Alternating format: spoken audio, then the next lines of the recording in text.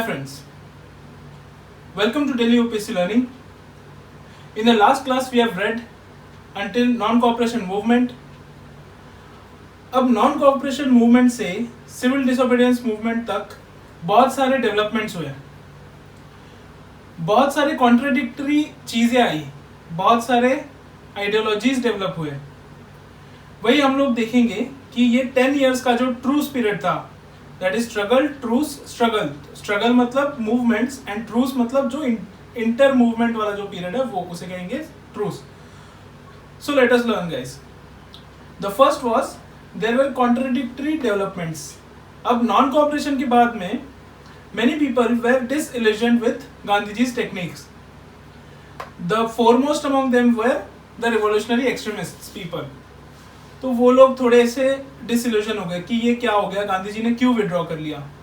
कुछ लोग जो थे वो गांधी जी पे बिलीव करते थे, तो उन्होंने कहा या उन्होंने समझ लिया कि गांधी जी की टेक्निक्स जो है वो वो थोड़ी यूनिक है एंड उसे समझने में या उसे इम्प्रूव करने में टाइम लगेगा. तो गांधी जी के फॉलोअर्स थे कुछ लोग, एंड कुछ लोग गांधी जी के टेक्निक्स को मानते थे लेकिन कुछ अलग करना चाहते थे. जैसे for example Gandhi ji said boycott legislative council, but Swarajist या फिर ये जो स्वराजिस्ट है वो कहते थे कि we want to enter the legislative councils. तो जैसे हमने प्रीवियस वीडियोस में पढ़ा था कि सूरत स्प्लिट में the differences between moderates and extremist वो बहुत ज़्यादा कंसोलिडेट हो गई और बहुत ज़्यादा आगे तक बढ़ गई. वैसे ही स्वराजिस्ट एंड नो चेंजर्स मतलब जो गांधी जी पे बिलीव करते थे, एंड स्वराजिस्ट मतलब जो लेजिस्लेटिव काउंसिल्स के थ्रू आना चाहते थे. तो इनके भी डिफरेंसेस आने पता हुए. तो अब सबसे पहले हम देखते हैं कि 1922 से लेकर 27 तक डेवलपमेंट्स क्या क्या हुई. सबसे पहले तो कंस्ट्रक्टिव वर्क जो नो चेंजर्स कहते थे, उन्हें वो सब विलेजेस में जाके कंस्ट्रक्टिव वर्क उन्हें करना चाहते थे या सिखाना चाहते थे. अब कंस्ट्रक्टिव वर्क क्या होता है मैं बताता हूँ, थोड़ा सा रुकिए आप. सेकेंड वेल स्वराजिस्ट पीपल जो लेजिस्लेटिव काउंसिल में जाके अपना नॉन कोऑपरेशन चलाना चाहते थे. Third well Koya tribals of Andhra Pradesh under Ramchandra Raju, वो हमने ट्राइबल मूवमेंट में देख लिया. Fourth was Akali movement of Punjab, वो हमने लास्ट वीडियो में देख लिया. Fifth was there was a independent incident of national flag of Satyagrahis defending the national flag at Nagpur. तो वो एक इंसिडेंट हुआ. एंड साइमन कमीशन का रन अप, तो 1927-28 में साइमन कमीशन आया था. तो अब post non cooperation movement Swarajist and no changers ऐसे दोनों अलग अलग आइडियोलॉजीज बने. अब स्वराजिस्ट कौन थे? स्वराजिस्ट थे CR Das, that is Chittaranjan Das, Motilal Nehru, Ajmal Khan, then Subhash Chandra Bose, Anil Baran Roy and SC मित्रा. तो ये सारे थे स्वराजिस्ट के अंदर. उनका पर्पस क्या था? To end the boycott of legislative councils, to expose and use legislative council against the British and to arouse popular opinion against the British, to end और mend the councils, and if their demands are not met then they will obstruct the working of the council. They did not want to be a part of the council, but they wanted to amend the council or they wanted to use the council. अब ये important है इसमें कि क्यों? Why? Because they did not want to suppress themselves by the non-cooperation movement का withdrawal. They wanted to take the non-cooperation towards the legislative council. तो ये एक difference था between Swarajist and no changers. They wanted to open a new front in the legislative council and also they wanted to fill the political vacuum. अब दूसरा difference ये था कि no changers कौन कौन थे. सबसे पहले तो Raja ji, that is C Rajagopalachari, then Sardar Vallabh Bhai Patel and Mohammad Ali Ansari, ये सारे थे नो चेंजर्स. इनका पर्पस क्या था? Oppose the council entry, constructive work करेंगे हम लोग विलेजेस में जाके, continue boycott and non cooperation and quiet preparation for another round of civil disobedience movement जो हो नहीं पाया था. Why? Because Chauri Chaura movement आ गया था, चौरी चौरा इंसिडेंट हुआ था. अब उन्हें ये सब क्यों करना था? उनको लग रहा था कि दिस दैट इज स्वराजिस्ट जब वो लेजिस्लेटिव काउंसिल में जाएंगे तो वो उसी का पार्ट बन जाएंगे, और जैसे मॉडरेट्स पॉलिटिकल मेंडिकेंसी करते थे वैसे ही वो लोग करने लग जाएंगे. It will lead to neglect of constitutional work, loss of revolutionary jail and corrupt, they will become corrupt, ऐसे इनको लग रहा था. अब इनके मेथड्स क्या थे नो चेंजर्स के, या फिर कंस्ट्रक्टिव वर्क के क्या मेथड्स थे? ये जो क्वेश्चन है, ये जो पॉइंट है, वो गांधी जी के कंस्ट्रक्टिव वर्क में क्या क्या चीजें आती है उसका भी आंसर हो गया ये। Khadi, spinning, national education, Hindu Muslim unity, abolition of untouchability, boycott of foreign goods, uplift the outcast and educate them, night school for adult and day school for children, condemn the Hali system. Hali system मतलब ये जो होते थे वो hereditary labour होते थे to serve the upper class. Plus tribal movements इस time पे बहुत ज़्यादा एक्टिव हो गए थे। They use tribal dialects, tribal literature and music, bhajan mandali, this was all related to tribal. And Bardoli movement हुआ था, बारडोली सत्याग्रह और बारडोली मूवमेंट, जिसमें सरदार वल्लभ भाई पटेल को नाम दिया गया था सरदार। ठीक है, तो ये पीटी पॉइंटर आप याद रखिएगा, Sardar Vallabh Bhai Patel got his name Sardar in the Bardoli Satyagraha. अब इसके बाद में जो है हम लोग देखेंगे कि सबसे पहले इन दोनों के डिफरेंसेस किस में पता चले। सबसे पहले तो गया सेशन 1922 में एक सेशन हुआ जिसमें स्वराजिस्ट का कुछ प्रपोजल रिजेक्ट हो गया। इस वजह से चित्तरंजन दास एंड मोतीलाल नेहरू ने रिजाइन कर दिया और अपनी एक नई पार्टी बना ली, दैट इज कांग्रेस खिलाफत स्वराजिस्ट पार्टी या फिर ओनली स्वराजिस्ट पार्टी, कुछ भी कहिए अब। उस समय तो गांधी जी जेल में थे और कोई भी ये नहीं चाहता था कि सूरत स्प्लिट जैसा माहौल फिर से खड़ा हो, इसीलिए 1923 के दिल्ली सेशन में उन्हें कॉम्प्रोमाइज करने दिया। और कॉम्प्रोमाइज में क्या कि Swarajist will lead the elections within the International Congress which were to happen in November 1923, और उसमें भी सेकेंड पार्ट जो था वो था Swarajist they accepted the international Congress programme accept the legislative council. International Congress बोलता था कि we will not enter, but ये कह रहे थे कि वी विल एंटर। अब गांधी जी का इन पे क्या कहना था? गांधी जी कह रहे थे कि वो अपना जो स्टैंड है, बेसिक स्टैंड, वो नहीं तोड़ेंगे, but in order to avoid the Surat split type of conditions, they will accommodate them. He never criticized them in public, but he always acknowledged their love for this country. जब arrest हुआ था सुभाष चंद्र बोस, अनिल बरन रॉय, ये लोग arrest हुए, तो arrest होने के बाद में Gandhi ji supported or he showed the solidarity to these people. Gandhi ji also realized that even though they were politically wrong, they are not becoming the limb of the nation or their activities are not counterproductive. अब क्यों हम लोग देखेंगे। तो बेलगाम session में गांधी जी ने क्या किया? Belgaum session was the only session where Mahatma Gandhi ji was its president. तो ये पीटी पॉइंटर आप याद रखिएगा, बिल्कुल मत भूलना, ठीक है। और गया सेशन भी याद रखना। अब बेलगाम सेशन में ही ended the rift between the Swarajist and no changers by signing a joint statement with Chittaranjan Das and Motilal Nehru. उन्होंने बोला कि स्वराजिस्ट जो है, Swarajist party, they are the part of international Congress and they will participate in the legislative councils and they will get elected on behalf of international Congress. He also gave them majority of the seats in the Congress working committee, जो आया था Nagpur constitution में, Nagpur session में। अब ये जो है गांधी जी जो रियलाइजेशन हुआ गांधी जी को कि why they are not becoming the limb of administration, ये हम लोग पढ़ेंगे कि क्यों। इसका आंसर सेम होगा as the contribution of Swarajist. अब स्वराजिस्ट क्या कहते थे? उन्होंने 2 इलेक्शंस में पार्टिसिपेट किया, एक तो 1923 एंड 1926। 1923 में they won 42 out of 101 seats, they won highly at central provinces and Bengal, but Madras and Punjab में कम्युनलिस्ट एलिमेंट थे, इसीलिए कम्युनल चीजों की वजह से वो जीत नहीं पाए यहाँ पे। They also found many coalition at the Central Legislative Assembly with Mohammad Ali Jinnah, Liberals and Madan Mohan Malviya, ठीक है। बट अब लेजिस्लेटिव में तो इनको मेजोरिटी मिल गई, लेकिन एग्जीक्यूटिव तो आउटसाइड कंट्रोल था इनके, तो वो भी कोई फायदा नहीं था। लेकिन उसके बावजूद इन्होंने बहुत अच्छे अच्छे काम किए, जैसे Vitthal Bhai Patel was elected as the president of Central Legislative Assembly। ये पॉलिटिकल लक्ष्मीकांत में भी हमें देखने मिलता है। तो उसका जो रूट है वो हिस्ट्री है, तो इसी वजह से हिस्ट्री और पॉलिटी ये दोनों इंटीग्रेट करके हम लोग पढ़े तो ज़्यादा टाइम के लिए हमें याद रहेगा। मोतीलाल नेहरू ने एक रेजोल्यूशन पास किया, एक डिमांड पास की कि न्यू कॉन्स्टिट्यूशन बनाइए। 1925 में ये पास हो गया, ये भी लक्ष्मीकांत ने दिया हुआ है। Then they worked on civil liberties, they worked on release of political prisoners, indigenous industries, even they worked on the municipal council। तो ये जितने भी aspects हैं that is related to municipal councils and local boards। तो municipal councils में ये लोग क्या किए कि CRD that is Chittaranjan Das he became the mayor of Calcutta, Subhash Chandra Bose was the CEO of Calcutta, Vithal Bhai Patel was the mayor of Bombay, Sardar Vallabh Bhai Patel of Ahmedabad, Rajendra Prasad of Patna and Jawaharlal Nehru Allahabad. तो ये लोग अपने अपने म्युनिसिपल काउंसिल्स में जीत गए। ये तो हो गया 1923 का जो लेजिस्लेटिव काउंसिल में, सेंट्रल लेजिस्लेटिव असेंबली में इलेक्शन थे। अब 1926 में क्या हुआ?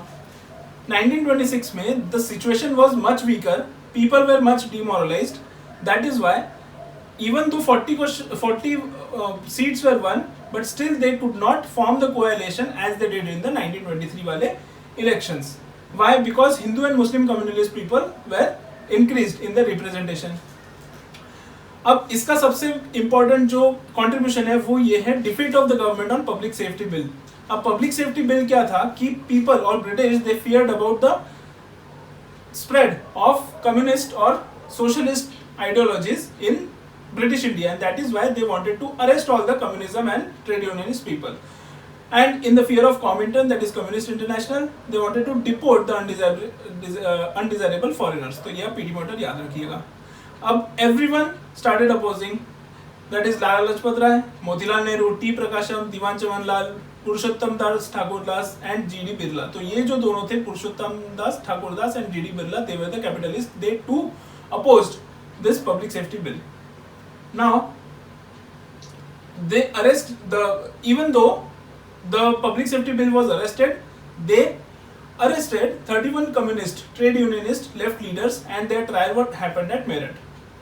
अब इसके नेक्स्ट माइंड मैप में हम लोग पढ़ेंगे कि what was the achievements of Swarajist, what was the limitations of Swarajist, ठीक है, and after that what was the significance of Swarajist as well as no changers. तो ये इसका जो कंपैरिजन है वो हम लोग नेक्स्ट माइंड मैप में देखते हैं। तो आइए, सो हम लोग पढ़ रहे थे Swarajist and no changers.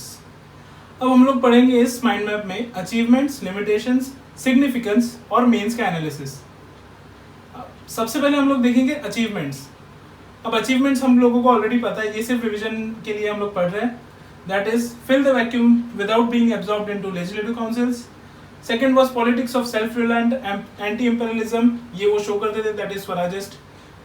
Creative use of legislative councils, inspire the politicised people, expose the hollowness of Reform Act 1919. They even outvoted government many times. That is, ये एक बहुत बड़ा उनका पॉजिटिव था जो मॉडरेट्स नहीं कर पाए. They also outvoted them during Public Safety Bill of 1925. Then they gave many powerful speeches. That is, C.R. Das, Motilal Nehru. They were very, very powerful orators, just like Tilak. Vittalbhai Patel was also the speaker, the first speaker of Legislative Council. That is, he was developed in 1925. What were the achievements of No Changers? Thousands or hundreds of ashrams were created.